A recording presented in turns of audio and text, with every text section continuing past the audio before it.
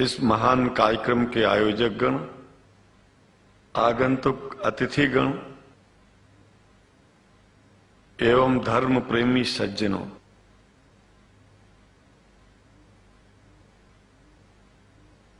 भगवान की जब कृपा होती है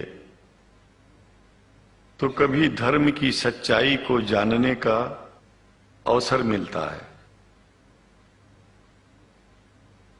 मुसलमानों के बीच में लगातार कई वर्षों से हम जा रहे हैं और भारतवर्ष में एक नई प्रथा का प्रारंभ किया मैंने कि जब जगत गुरु शंकराचार्य भी मुसलमानों के बीच में जाकर के उनके प्रेम को समझ सके और इस्लाम की सच्चाई को जान करके इस्लाम को सारी दुनिया में एक इंसानियत का सबसे बड़ा पाठ सिखाने वाला धर्म मानने के लिए लोगों को समझावे।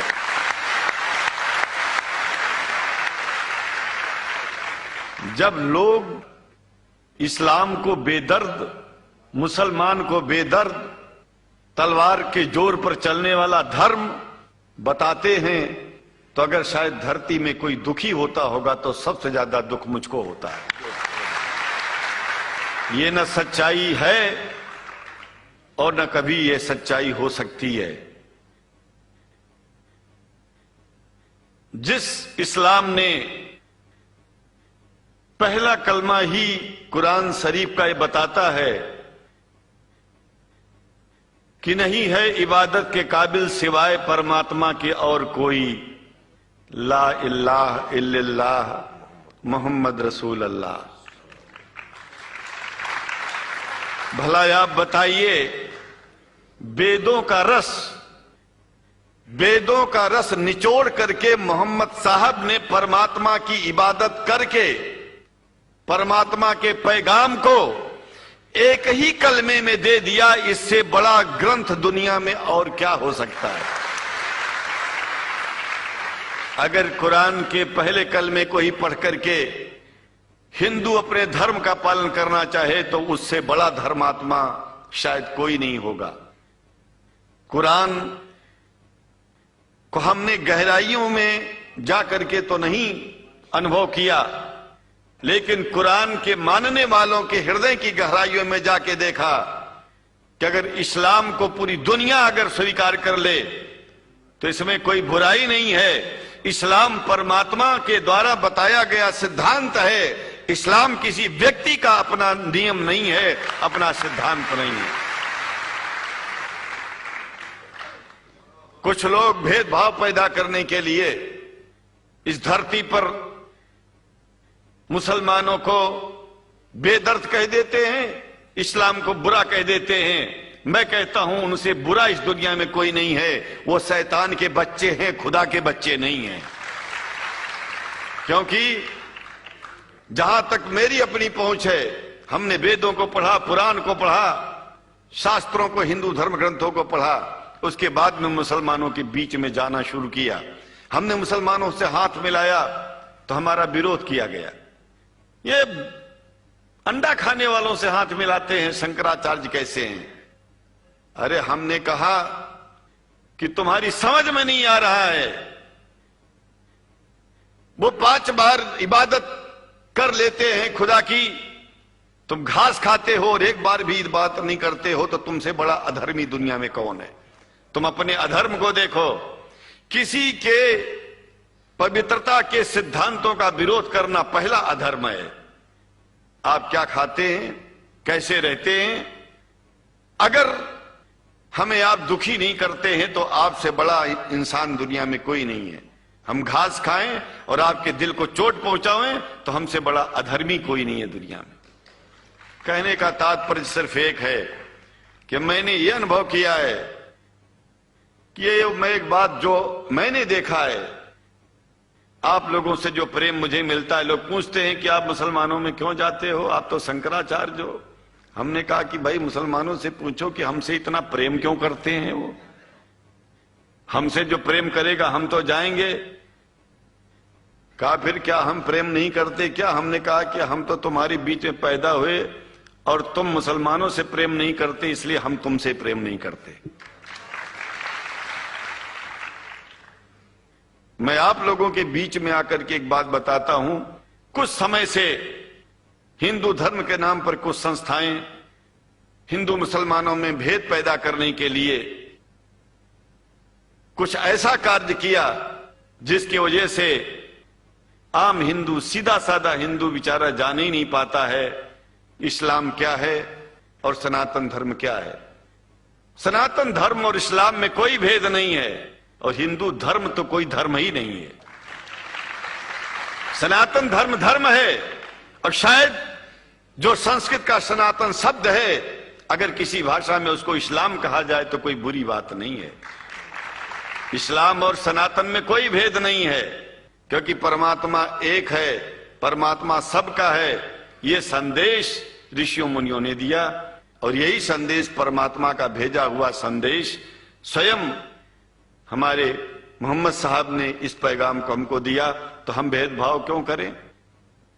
यहां पर भारत का मुसलमान, एक बात बिल्कुल मैं स्पष्ट बता रहा हूं आपसे, अगर भारत का मुसलमान सो गया तो भारत सो जाएगा। इसलिए भारत को जगाना है तो मुसलमानों को जागते रहना पड़ेगा। भारत जाग जाएगा, पूरी दुनिया जाग जाएगी। यह भी मैं जानता हूं कि भारत के सच्चे हिंदुओं को, जो सच्चे सनातन धर्मी हैं, उनको मुसलमानों से प्रेम चाहिए, उनको मुसलमानों से भेद नहीं चाहिए। अगर कोई अच्छा हिंदू है, सच्चा हिंदू अपने को कहता है, तो पहले तो सनातन धर्म को मानता हो। अगर हिंदू की परिभाषा सनातन धर्म से हट करके कोई परिभाषा है, तो ऐसे हिंदू धर्म को मैं तिलांजलि देता हूं। हिंदू धर्म कुछ नहीं है। फिर हिंदू धर्म वही है जो वेद को माने, पुराण को माने और सनातन को माने। सनातन धर्म धर्म है और उस धर्म को न मान के अपनी एक नई व्यवस्था चलाना शुरू कर दे, इसका मतलब यह है, और नाम भगवान का ले। एक बात और बता देता हूं, भगवान कोई आदमी की तरह नहीं है कि रोज रोज नियम बदलेगा। रोज रोज नियम बदलना आदमियों का काम है। हमारे पूर्व प्रधानमंत्री साहब, मुझे दुख होता है कभी कभी, यद्यपि लोग ये न समझ बैठे कि मैं उनका विरोधी हूं। विरोधी नहीं हूं, लेकिन उनको खुद सनातन धर्म की परिभाषा नहीं आती है। विदेश में जाकर के हिंदू धर्म की गलत परिभाषा कर दी है। और हमको सबको ये दुख हुआ कि किस स्कूल में जाके पढ़े हैं ये। धर्म के बारे में बिना पढ़े हुए धर्म के बारे में बोलना गलत है। पहले धर्म को जान लेना चाहिए, फिर धर्म के बारे में बोलोगे तो प्रेम फैलेगा, शांति फैलेगी, इंसानियत सारे चारों तरफ, चारों दिशाओं में इंसानियत का प्रकाश होगा। और मैं तो कहता हूं कि अगर शंकराचार्य लोग सब मिलकर के इस विचार में स्थित हो जाएं कि सनातन धर्म वो धर्म है जो इस्लाम से अलग नहीं, इस्लाम वो धर्म है जो सनातन से अलग नहीं, और जो भेद पैदा होता है या राजनीति में होता है, साम दाम दंड भेद, ये राजनीति में है, धर्म में नहीं है। धर्म में है एको ब्रह्म द्वितीयो नास्ति, एकमेव द्वितीयम ब्रह्म ला इलाहा इल्लल्लाह। ये धर्म कहता है, ये धर्म की बात है। इसलिए हम भगवान की आराधना करते हैं, उपासना करते हैं। परमात्मा एक है और परमात्मा बार बार नियम नहीं बदलता कि धरती पर इंसान बदलते जा रहे हैं तो परमात्मा अपना नियम बदलता चला जा रहा है। ये एक बात याद रखिएगा, जब से शुरुआत हुई होगी और जब तक ये दुनिया रहेगी, ईश्वर का सिद्धांत एक था, एक है, एक ही रहेगा। मानने वाले आपस में भेद पैदा करें तो इसमें उसका कोई दोष नहीं है। दोष तो उन लोगों का है जो लोग भेद पैदा करके प्रतिष्ठा पाना चाहते हैं। खास करके इतना जान लीजिए, धर्म भेद को मिटाता है और राजनीति भेद को बढ़ाती है। राजनीति का स्तर केवल राष्ट्र की व्यवस्था तक है और धर्म पूरे विश्व के लिए है।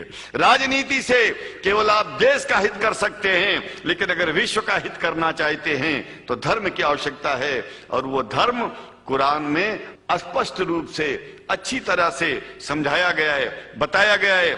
हमें हिंदी की कुरान भी प्राप्त है, उपलब्ध है, आज अंग्रेजी की भी मिल गई है।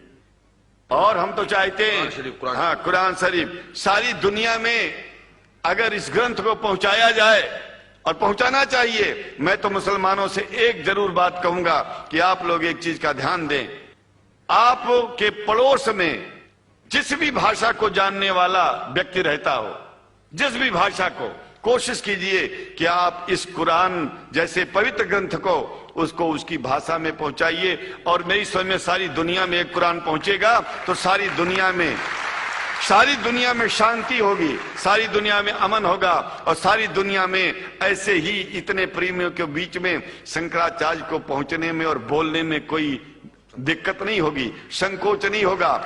आप लोग भी निडर हो जाइए, आप लोग भी संकोच छोड़िए। हम जानते हैं कभी कभी संकोच में, कभी कभी इस देश के कुछ जो फिरका परस्त लोग हैं उनकी उल्टी सीधी योजनाओं में हम लोग एक दूसरे से मिल नहीं पाते। हम हाथ पसारे हुए आपके सामने खड़े हैं, आए हैं, हम आपको गले से लगा रहे हैं, लगाते हैं, दिल भी मिलाएंगे, गला भी मिलाएंगे, और जरूरत पड़ गई तो आप लोगों के लिए दिल कटाने की और सिर कटाने की जरूरत पड़ जाए तो इस्लाम की रक्षा के लिए शंकराचार्य आपका साथ देगा। क्योंकि शंकराचार्य जानते हैं इस्लाम धोखा नहीं है, शंकराचार्य जानते हैं इस्लाम बर्बादी का रास्ता नहीं है। शंकराचार्य को पता है कि जो वेद में लिखा है वही कुरान में लिखा है, इसलिए हमारा धर्म नहीं छूटेगा, हमारा धर्म और आगे बढ़ेगा। अगर हम मुसलमानों को अपना सगा मानते हैं तो मुसलमान परमात्मा का बनाया है, आदमी का नहीं। हिंदू जो अपने को कहते हैं वो भी जान लें कि वो परमात्मा के बनाए हैं, तो मुसलमानों से भेदभाव करना बंद कर दें और हमारी तरह सबसे प्रेम करें। डॉक्टर लखनऊ साहब, देखिए मैं अपरिचित था, जानता नहीं था, और मैं बड़ा प्रसन्न हूं कि वो समय निकाले और यहाँ आए। उनको तो मैं धन्यवाद क्या दूं, मैं तो ये चाहूंगा कि परमात्मा उनको शक्ति दे कि हम लोगों को सबको ऐसे ही सुंदर दिव्य बड़ी सभाओं में संबोधित करते हुए और हम लोगों के ऊपर वो स्वयं कृपा बनाए रखें और हम उनके साथ रहेंगे, जहां भी जरूरत होगी सदा जीवन में उनका साथ देते रहेंगे। इन्हीं शब्दों के साथ जीवन में अब जब भी याद करेंगे, जब तक मेरा शरीर है हम आपकी सभाओं में आते रहेंगे। ओम शांति शांति शांति। शुक्रिया, और अल्लाह ताला शंकराचार्य जी को हिदायत फरमाए।